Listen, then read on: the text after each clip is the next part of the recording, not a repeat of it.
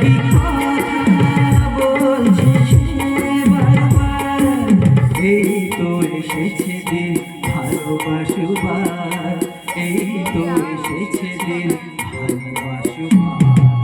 লা লা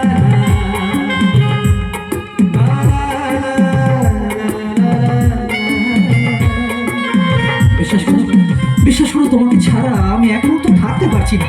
কথা দাও, কথা দাও, আমার কাছে কোথাও যাবে না, কথা দাও বলছি। আরে দূর বাবা, ছাড়ো কেন? এই যে এইভাবে তোমাকে জড়িয়ে ধরে রেখেছি না, ঠিক এইভাবেই জড়িয়ে ধরে রাখো বুকের মাঝে। আরে কি শালায়? হ্যাঁ, এই মনে হচ্ছে বৌদি তুমি। ও বৌদি, বৌদি আমার ভুলে গেছে বৌদি। এই এই এই কান ধরছি, কান। বৌদি গো, সরি সরি সরি। পাগলা রে, মানুষ চিনলি না। তুমি তুমি কতক্ষণ এসেছো? এই তো এক্ষুনি এলাম, আর এসে দেখতে পেলাম। কি দেখতে পেলে গো? দেখতে না, কিছু দেখতে পাইনি তো, শুনতে পেলাম। তো কি কি কি কি শুনলে দাদা? তুই তো বৌদির সঙ্গে কি সব ওই প্রেমের কথাবার্তা বলছিলি। তুমি একেবারে ঠিক শুনেছো, তোমার এই আদরের ভাইটি না প্রেমে পড়েছে। সে তো বুঝতেই পারছি। তা কার প্রেমে পড়লো? তোমার প্রেমে বুঝি? এই এসব কি বলছো? আরে বাবা, ঠিক কথাই বলছি। বৌদিদের সঙ্গে দেওরদের প্রেম এ হচ্ছে চিরকালীন, চিরন্তন।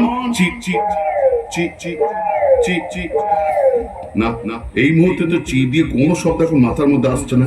এখন চ দিয়ে একটা শব্দ আসছে, আর সেটা দেখেছো, আমি বলার আগে ওরা মনে মনে আওড়াতে শুরু করে দিয়েছে। তুমি না রবিগুরু কবি ঠাকুরের, এই না, কবিগুরু রবি ঠাকুরের কাদম্বিনী পড়নি?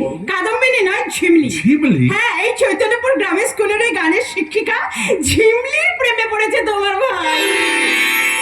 আরে সে তো ভালো কথা। তাহলে ঝিমলি দিদিমণিকে ধরে নিয়ে এসে এই গাধাটার সঙ্গে বিয়ে দিয়ে দাও। আমি মেয়েটাকে দেখেছি, খুব ভালো মেয়ে, আমার খুব পছন্দ তাহলে হয়েছে। দেরি করছো কেন? তাড়াতাড়ি সানাই বাজানোর ব্যবস্থাটা করো। দাদা, আরে বাবা, তোর পছন্দই আমাদের পছন্দ রে। তাছাড়া বাবা মা মারা যাওয়ার পর থেকে তোমরাই আমাকে মানুষ করেছো দাদা। দিয়েছো মাথা উঁচু করে বাঁচার সাহস, দিয়েছো শিক্ষা, দিয়েছো সামাজিক সভ্যতা। আর তুমি তো আমাকে বারবার বলতে দাদা যে ভাই রে, কখনো খারাপ কিছু দেখবি না, খারাপ কিছু শুনবি না, আর খারাপ কিছু তো বলবি না। ঝিমলি বাইরে থেকে গ্রামের লোকেদের একত্রিত করে আমার পিছনে বাঁশ দেওয়ার চেষ্টা করছে। ঝিমলিকে যদি এই বাড়ির বউ করে আনতে পারি, আপাতত বাঁশ দেওয়াটা বন্ধ হবে।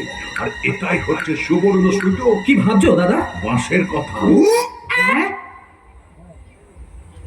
এই না, ঝিমলির বাবা মায়ের কথা, ওদের সঙ্গে কথাবার্তা বলতে হবে তো নাকি? হ্যাঁ, হ্যাঁ, আমি ওই কথাই ভাবছিলাম গো। ওর মুখেই শুনেছি যে ওর মা অনেকদিন আগে মারা যায়, আর বছর 5 হলো ওর বাবাও খুন হয়। সে কি রে, খুন হয়? হ্যাঁ দাদা, ওর বাবা ছিল পুলিশের মস্ত বড় অফিসার। কয়লা কেলেঙ্কারি কাণ্ডে কি সব যেন জানতে পেরে গিয়েছিল, আর তার জেরেই তোমার আততায়ীরা ওর বাবাকে খুন করে। এই বলছি, বাবার নাম টাম কিছু জানিস নাকি? জানি দাদা, ওর বাবার নাম সত্যনারায়ণ চৌধুরী। তুমি আরে কেন সোজা আমার এইখানে চলে এসো? সর্বনাশ করেছে ওই এসপি সত্যনারায়ণ চৌধুরীকে তো আমি নিজের হাতে খুন করেছি। এই কথাটা ঝিমলি যদি জানতে পারে, তাহলে তো সর্বনাশের মাথায় বাড়ি। এই কি ভাবছো গো? ওই বাঁশের কথাই ভেবে চলেছি। এই না, মানে বাঁশ ডেকোরেটর, ক্যাটারিং সব কথাবার্তা বলতে হবে তো নাকি? হ্যাঁ, তুমি ঠিক বলেছো। আমি আজই পুরোহিতকে খবর পাঠাচ্ছি। তাই পাঠাও, তাই পাঠাও। আমি ও একটু মিষ্টি করে সানাইটা বাজাও দেখি।